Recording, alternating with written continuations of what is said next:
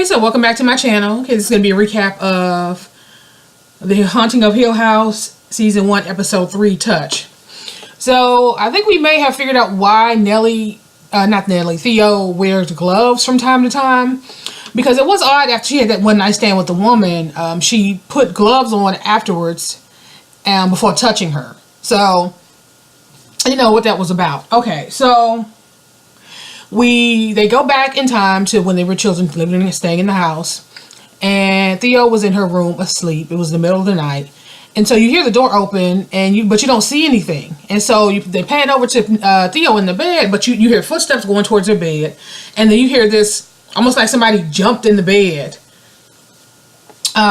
It was unnaturally loud, and put their arms around her. And so she never actually turned around at the time to see what was what. She had just assumed that it was Nellie, because Nellie, had been Nellie has been the one having all the issues. She's at this point still been the one seeing that we noticed who've seen the entity.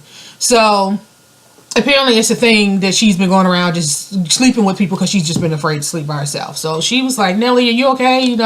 It's fine. You can sleep with me tonight. And Nellie didn't respond. And so she was holding her hand, Nellie's hand. And so she's still talking to her and realized she didn't respond. And then when she turned around, nobody was there. And then she looks down at her hand and was like, okay, then whose hand was I holding? So now you can see she's sitting in the bed confused. And so we fast forward later and we actually find out what Theo does. She's actually a child psychologist. And so she's talking to one of her patients, Kelsey. She's a little girl, probably around that same age Theo was when she was living in that house. Probably more closer than Nellie's age. I think Nellie's a few years younger than Theo. And she was telling her about this, I guess, ghost or entity that she's been seeing in the house. And she calls him Mr. Smiley. And she was recounting, she has like this dollhouse. And so Kelsey's over there and she's telling her, like, going through, the night that she saw Mr. Smiley. She came downstairs and she saw him and he came out from where he lived and, the whole thing. And so Theo asked her, where does Mr. Smiley live? And so she made the dresser like under the table. She was like, oh, he lives under the house. And so another piece of the puzzle that you see with Theo, she doesn't seem like she connects very easily to people. And so she was telling Kelsey, I used to be afraid when I was your age too. But what I did was I would imagine a brick wall. And every time something would frighten me, I would imagine this brick wall being as thick as possible. And, nothing can get in and nothing can get out. And basically, she was trying to help her, like, so that she feels protected. And you kind of get that brick wall as a metaphor for how Theo lives her life. Because in the times that you've seen her, you don't see that she has any type of relationships with anyone outside of her siblings. And so she was talking to the foster parents, so you find out that the little girl is in foster care. And the parents are, saying, she's asking them, when did this Mr. Smiley appear? And they were telling her, like, a few weeks after she got there. And they were saying how she was doing so well in school. And all of a sudden her grades start slipping. And of course they give Theo a copy of her file just showing where the decline in her grades start to show. And, Theo was basically like, the system is really not a good place to grow up. And so most children who are in foster care, there's always this adjustment they have to make. And so, which makes it so much more traumatic, I would think, because, you hear stories all the time about abuse in foster care homes. These parents, they only get these children for checks, so they don't actually take care of them. And then the children move around a lot. And so there's always this adjustment period that the children go through. And Nellie was like, this could be pretty normal, but, let me continue to, watch her, meet with her. I guess they have a standing appointment once a week. And, we'll go from there. And so she sits down and she starts looking through some drawings that Kelsey has done. and they look kind of frightening. And so it takes her back to the house where she was, you know, helping her dad clean out a room, and he was talking to her about the night before, and she was like, he was trying to put her, he's like, well, if Nellie said it wasn't her, then it wasn't her. And so, you know, Theo's just trying to talk it through to make sense of it. And so she's walking through the house, and she sees her mom and Mrs. Dudley. They're in this room with some huge sculpture. I guess it was some type of art room or whatever. And the mom is explaining how she keeps feeling a draft. Like when she stands in a certain area of the room, it just feels like a draft, like you're standing in front of an open refrigerator. And Mrs. Dudley was like, I don't know. I don't feel it. You know, I don't see what you see or feel what you feel. And so Theo walks over and she asks Theo to stand there. And she asks, do you feel the draft there? She was like, yes. And then she moved her again and said, do you feel the draft there? And she said, yes. And the mom was like, well, look, in the second spot. She was like, I don't really feel it here. And then Theo was like, you know, this whole house is cold. And she walks off. And so they're both standing there. She's like, well, that doesn't really shed much light on the issue, does it, Mrs. Dudley? And they were like, I mean, so I don't know if you're starting to see that this was like the beginning of when the mom started to go downhill. I don't know, because we still don't know. I don't think they've said at this point how she died. They just said she committed suicide. But did she really commit suicide? Okay, so I did forget to talk about the gloves, and which is fine because the next scene actually ties into it. So Nellie, she's walking through the house and she finds that Luke and Nellie, Theo was walking through the house, and she finds that Nellie and Luke, they're in the kitchen or in some room that has like this old-fashioned, I guess it would be their intercom. It looks like a trumpet or something that's coming out of the wall. And so it's like it's connected to, there's another one inside, I guess would have been one of the rooms. And so they're able to communicate with whoever's downstairs. And so Theo and Luke go to find out where it ends, and Nellie stayed downstairs. And so something has happened to Theo since touching whatever that entity was. And you first saw it when she was cleaning out, helping her father clean up, and he was just giving her stuff to throw out. And it was this one box that he gave her to throw away, and she was like, wait a minute, this is important, this is something different. And so he opened the box, and it was like this old bottle of wine. I guess it would be considered an expensive bottle of wine. He was like, well, how did you know that? And she was like, you know, I don't know. And so here we have again where they find this room, and they find the end. And so you have Luke and Nellie talking to each other through this thing. And she put her hand on the bed, and all of a sudden it made her feel some kind of way. And she was like, this was a sick bed, like somebody had died in that room. And he was like, well, how do you know? And she was like, I don't really know. So while Nellie and Luke are talking to each other, you can see, I don't know if her hands are, it actually hurts, but she's kind of like really focused on her hands, and she's kind of walking away, walking out of the room. And so when you flash back to when she was meeting with Kelsey, when she was in the room with Kelsey, she wasn't wearing gloves. But when she was standing talking to the foster parents, she was wearing gloves.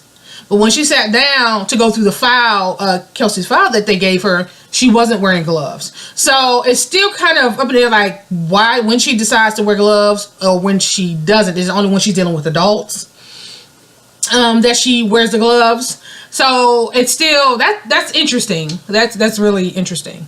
So while Theo was packing up for, I guess she's putting her files away, she came across Stephen's book. And she had a flashback of when they had the family meeting. So I think he had given them all a copy so they can read through it. And he agreed to give them 8% of the royalties. And so of course this turned into a whole argument. They don't want the story published at all. You know, they're still like, you're profiting off of our family tragedy. And what is this, blood money? We don't want your money, and that. So that's basically how that situation ended. And you flash to Theo. She's back in the house, and she's dancing to some 80s song. I don't even know. And she's in this room by herself with the door closed. They have some interesting doorknobs. The doorknob has like a lion design on it. So I guess she heard something. She was going to rewind the tape, cassette, VHS tapes. I'm taking it back. And the doorknob starts jiggling. And so she stood there for a while. And then it starts jiggling again. And then she hears this loud bang, like somebody hit the door hard. So, of course, she jumped back. And then she got down to look under the door, and she didn't see anything. And so she just assumed that it was Luke. And so she went back to her, whatever that song was she was watching on the tape, and her dancing and twirling around the room and just, doing her. And so we flash to her as an adult now, and she's in the club. Back at the club. And she's wearing gloves again. So I don't know if she just wears gloves with adults. I mean, obviously it would be off-putting to her patients because she deals with children. So she has the gloves on again. And I don't know if she's maybe taking something. I know she's soaking wet. She's dancing. And then, she goes to the exit bartender for a glass of water. And then she looks over and she sees the lady that she had the one night stand with. Theo was such a dude. She just acted like a guy.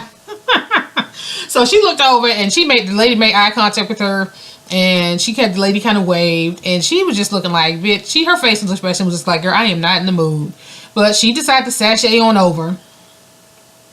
So then they flashed it back to Theo back in the house, and they're in the kitchen, I think, and it was her and Luke in the kitchen. And Luke was playing over by the dumbwaiter. I don't know if he had his car or something in there, and Mrs. Dudley came in and basically scolded Luke. And basically saying, told him to stop playing over there, and Theo got upset. She said, you don't have to talk to him like that. And she said, he's just playing. And she was like, the dumbwaiter is not a toy. It's very dangerous, which, of course, it can be. I don't know if people are familiar with what a dumbwaiter is, but it's a way that they used to move food. People are servants, so they don't have to go up and down the stairs. They put the food or whatever it is they're trying to send upstairs, up there, laundry or whatever, and they send it upstairs. And so it can be quite dangerous if the dumbwaiter's not there or if it falls. I mean, it's similar to an elevator. You know what I'm saying? It could be quite disastrous. So she was right, but I think Theo was like, you don't have to say, all you have to do is tell him that, and that's fine. She was like, oh, well, my apologies. It's something she said to them, and they were about to walk out. And she said something to Theo, and no, Theo said something, and she had touched Theo's shoulder, and I don't know, she said you don't have to be rude or something to that effect. I think Luke said that. And Theo was like, she's not being rude. And she kind of looked at her and said, she's scared.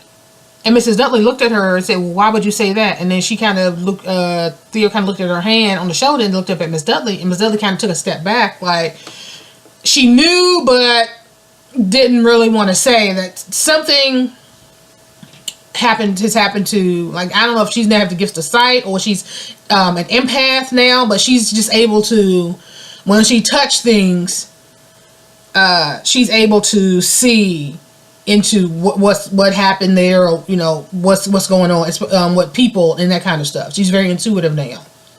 Okay, so I don't know if each episode, like I think I may have said this in the last episode, it's going to depict each child going back and forth between their lives, doing the then and now, and because leading up to when they all found out that Nell had died.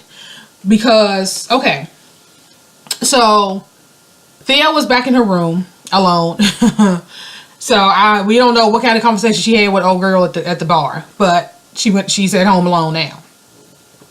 And she was still sitting there going through one of her patient's records, and it's like she went into some trance. She was writing notes and went into some trance and then wrote like a smiley face. And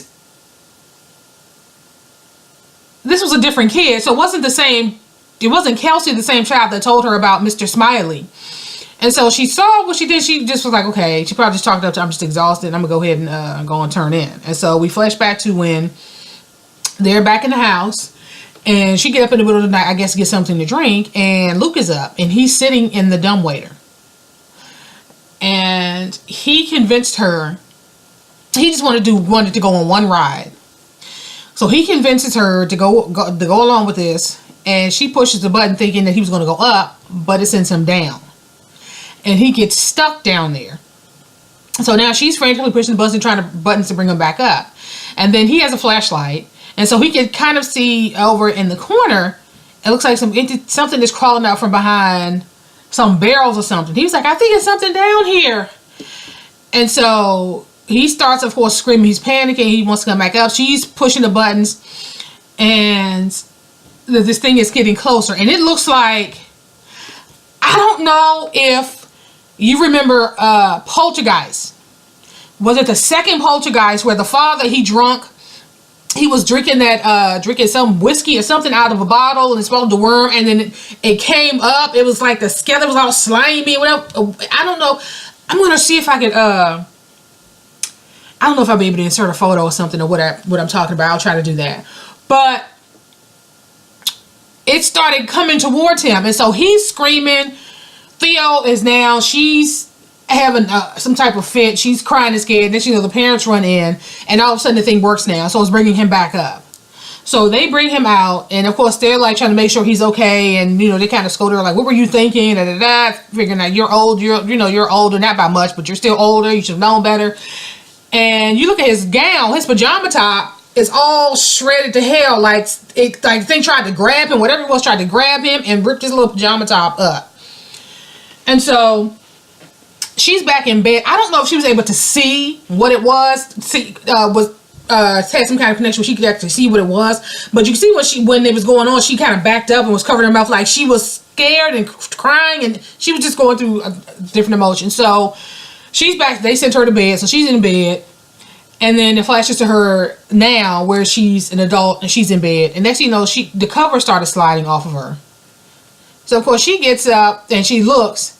And it looks like that creature that Luke saw when he was stuck in the basement. And of course she wakes up and then she doesn't see anything. And then there's a knock at the door. And it's Shirley. And it's Shirley going to tell Theo that Nell is dead. So I thought the person when they did the whole walkover in the last scene that's when she told her. But now we're saying when Nell actually found out that Nell died. Okay, so Shirley just told Theo that Nell died. And so now they're sitting there trying to talk it through. Theo was pissed off, like, why would she go back to that house? She should know better. She knows what this kind of stuff does to a family because the mom committed suicide, and the kids really still don't know, never really got an answer. And now that Nell is dead under similar circumstances, and they still don't have any answers, and so Theo was just pissed. And Shirley's like, what do I tell the kids? And Theo was like, just tell them the truth. And she was like, I can't. What am I supposed to say? Auntie Nell killed herself? And so basically you see the conversation where Theo tells Shirley what to say. So when the kids actually asked her about it in the previous episode, she basically told them word for word what Theo had told her to say about, make it comfortable for them to ask whatever questions they want, be as honest as you can, and the whole thing. So basically verbatim she told them exactly what Theo said. And Theo was like, it was better you than me. And she was like, well, why? Because she said, I'm pissed off. She was like, I'm just fucking pissed off because I think that I just said, we've already gone through this. She should know what this does to a family, and da. And so we flash back to Theo, and she walks into Luke's room. And so she went to see if he was okay and to apologize. And she's like, Mom is still mad. They're still, Theo was saying that their parents were still mad at her. And Luke was like, they don't believe me. They didn't believe me about, I forget the girl's name that he saw in the woods. And they don't believe me. They're saying that there's no basement on the schematics or, the blueprint for the house. So the basement doesn't exist. And she touched his hand. And you can see how she was like, I believe you. And so she kind of figured out the distance from where he was to where this entity came from. And so she actually found a crawl space in, I guess it would have been the pantry. And so she goes downstairs and looks around and sees anything, and then she sees another door. There's a door that leads to another room. Okay, so all you see, she opens the door, and then you see the door opens at Kelsey's foster parents' house, and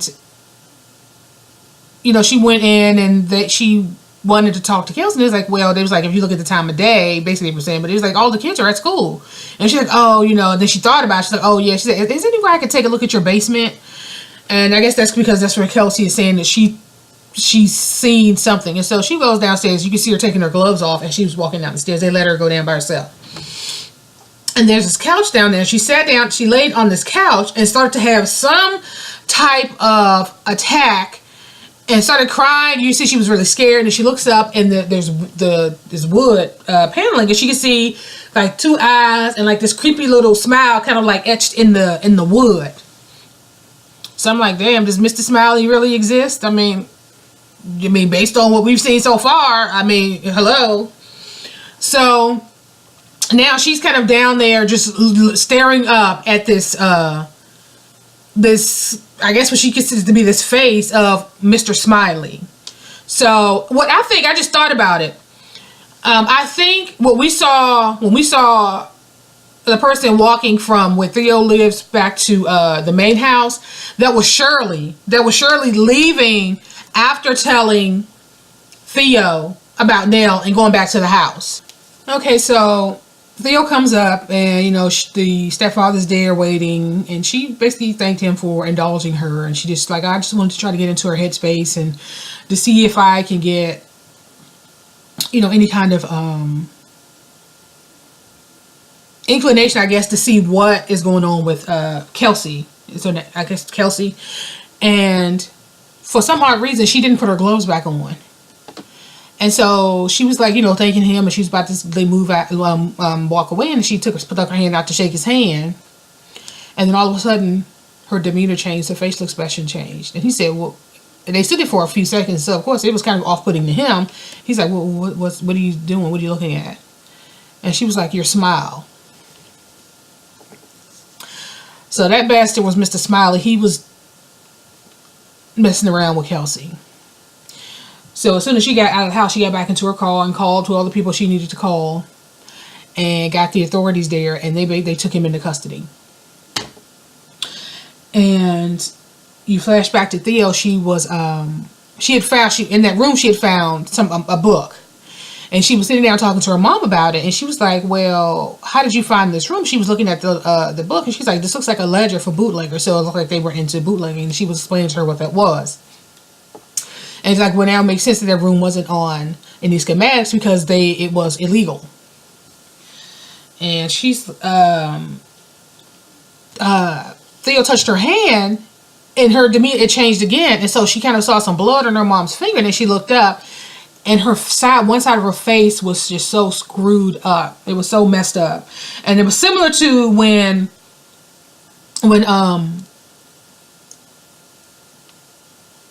Shirley in the last episode, when she was walking out and she looked back and she saw her mom on the other table holding the box. It was just that messed up. So now you kind of understand why Shirley was so hesitant at the funeral to go down to see her, and she was so amazed at how they were able to, I guess, to fix her, to put her back together.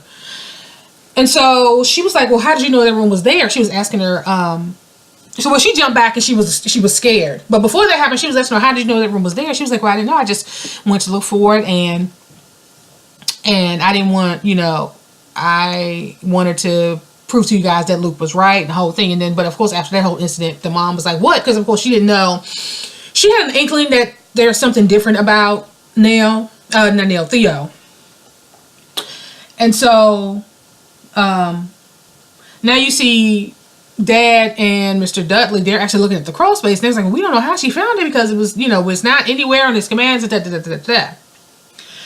And so she's back in the room. She goes to the room to talk to her mom, and her mom, I forget, something else happened. The mom was talking to her about what actually, she's still, you know, trying to get an understanding of, well, how did you know? Well, how did you know? And then she finally told Theo, you know those headaches that I get? You remember when she was sitting in the room with Shirley, and Shirley about to cast, and she was like, just stop it. And it's like in my head, she was having a migraine. She was like, you know those migraines that I get? She's talking to Theo now. And she's like, yeah, she said, sometimes with those migraines, I see things.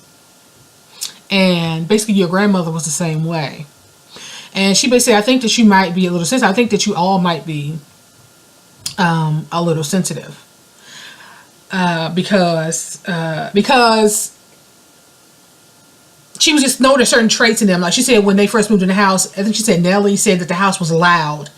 really loud. She said, I thought that was an odd statement for a little girl. And the fact that Theo always, even in the summertime, she's completely covered up. And she's like, why is that? And she was like, Theo was like, because I'm always cold. And then she was like, well, hopefully these will help. And she gave Theo her first pair of gloves. And she said, anytime that you feel overwhelmed, you could, put these on. Or if you need to talk to somebody, you can always come and talk to me. So we're getting finished. I don't know about the boy. Well, I'm assuming all the kids, because all of the children have seen something except Stephen. Because, Theo, because Shirley hasn't seen anything at this point either in the house. So, of course, Nellie, she was the first one. Luke keeps seeing the little girl. And, actually, no, Shirley did experience when Nell came into her room and there was a banging on the door and the father came in and his face got all distorted. So, she did see something. I think the only person who hasn't seen anything is Stephen at this point. Okay, so I'm going to go back a little bit because I forgot to talk about how they... So after she found out that Nell died, she had a flashback 2 years earlier when Nell got married. And Cheryl also had a flashback, and her flashback was when Luke showed up, if you remember. So Nell is having a flashback. Nell is running around trying to find her maid of honor to do the toast. They can't find her anywhere, so they go looking, her and Stephen. And so they go, and they start hearing some shenanigans going on in one of the rooms, and then they knock on the door, and they find it was Stacy. Her name is Stacy, the maid of honor. And it's like, we need to do the toast. What are you doing? She was like, oh, okay, I'm sorry. I'll go and take it right now. So they helped her get her dressed together, and she went on. And so Steve was like, oh, don't you want to know who's in there? And so she went back, and they kind of speculated, no, it was this guy. Oh, it's this guy. And he likes bridesmaids. It was this guy. And then who walks out? Theo. So that's when Stephen and Nell found out that Theo was a lesbian. And they hugged her. It was no big deal. They had a good laugh about it. It was all good. So fast forward. So you have so after the whole situation with the book and them as a group claiming they weren't going to take the money, you see Theo taking the check from Stephen. And he's like, what are you going to do with the money? And she was like, I'm going to med school. Okay, so we see Theo, and she's going to the morgue, to the funeral home, to the park. It's all in one. They live in a house in the morgue. It's how they have them set up. And she went in to see Nell, and she took her gloves off and touched her, and we don't know what she saw, but it made her took her aback, and she fell down and started screaming and crying. And next you know, she's sitting on the front porch drinking. And so Shirley's husband comes out. For some reason, I don't know that man's name. And she basically told him she found the checkbook. And I'm thinking, damn, why you tell him that? He was like, oh, hell, what am I going to do? She was like, well, make up something. Tell her you got another family. Tell her you got a mistress or something. A lie is better than the truth. And basically, we're both going to be on the hook or something they said. And I'm like, what the hell does Theo got going on with Shirley's husband? The hell? And so she walks off as old girl pulls up, the girl from the club. And so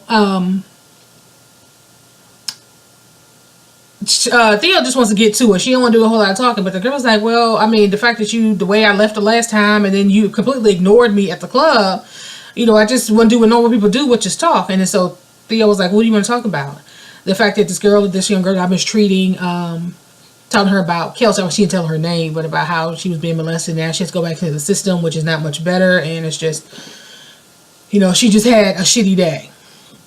And so she has a flashback of when, she basically said, so do you want to talk about your day or do you just want to come to bed? And so they started to get down right. And so Theo has a flashback when she was a kid that night, that their father rounded them all up to get them in the car to leave. So she's coming down the stairs, and the father is running with Luke and Nell. And so he sees Theo. He said, take them and get them in the car and lock the car door. So because I have to go back upstairs and I have to get Stephen and Shirley. And so he grabbed her, because I guess he was trying to, because she was like in shock, trying to figure out what was going on. So he grabbed her, I guess, to move her along, and she starts having these flashes of some altercation he had with the mom, and he had pushed the mom against the wall, and then some fucked up face. I don't know what, it was just like a lot of flashes. And so she started to have a fit. Like, he's looking at her like, what's going on? She's like, don't touch me, don't touch me. She started crying and screaming. And of course, he doesn't know at this point that she is sensitive, that they're sensitive. So she just stood there. She was looking at him, and then her and the girl, they kept on going, and she was like, touch me. Because at this point, she wasn't wearing gloves. So I'm assuming she doesn't wear gloves when she's having sex, and that's basically how it went off. So I'm like, oh, hell. So I wonder whose story is going to be next. I have to look at the description, because I really want to know what happened to Luke. Because he seems to be, I mean, they all have problems, but Luke seems to seem like he's having the most struggle. So I'm like, what did he, aside from, well, I mean, we did see that whole situation in the basement and him seeing that little girl, but I want to know what else happened. Because at this point, he hasn't experienced anything more than Theo and Shirley. And obviously people cope in different ways. So I want to just be interested to see what else he experienced while being in that house. But that's how it ended. I'm going to leave this here, and I will talk to you guys in the next video.